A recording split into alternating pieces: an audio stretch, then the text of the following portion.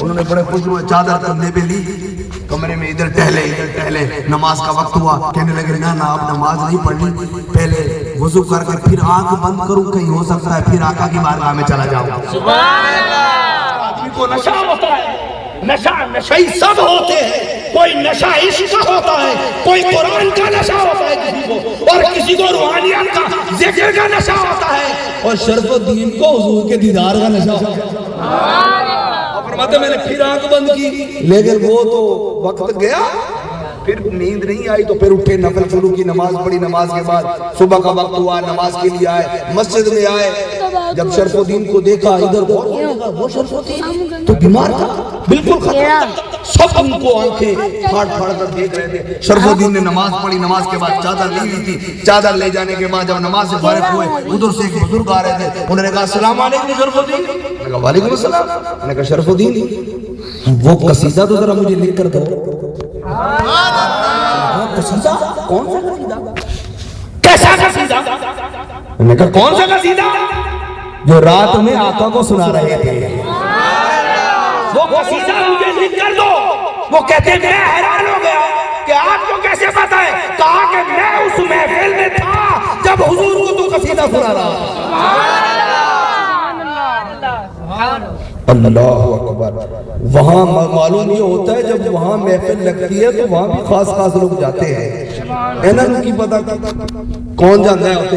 हजरत शरफुद्दीन फरमाते हैं मैंने फिर वो कसीदा लिखा, कमों पे 361 अशार है, उन्होंने वो लिख कर दिए। जब उन्होंने लिख कर दिए और उसके बाद कैफियत क्या हो, हजरत इमाम शरफुद्दीन फरमाते हैं वो चादर की बरकत की कैफियत है कि जो भी आता उसकी चादर को उसके जिस्म से लगाता, अल्लाह ताला उसको भी शिफाया बना देता।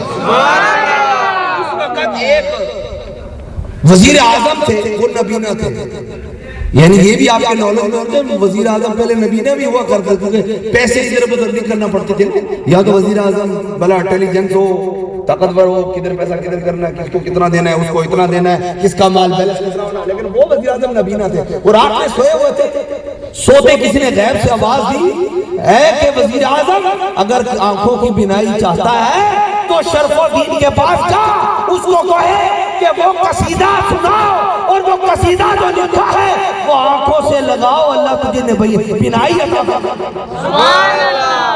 वो जब वजीर आजम वहां पहुंचा, शरफुद्दीन की वो जो कसीदा लिखा हुआ था उस कसीदे को आंखों से लगाना था, अल्लाह ताला ने बिनाई अता फरमा दी।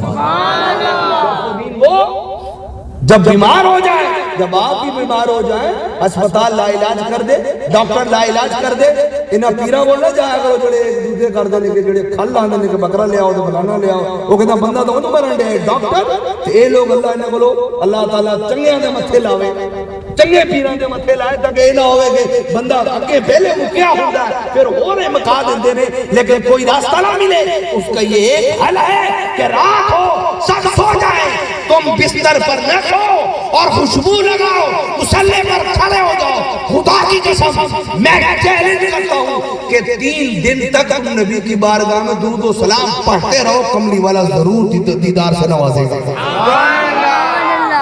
इसलिए इसी कलिमात से मैं आपसे इजाजत चाहूंगा कि उस नात को फिर दोबारा सुना दो।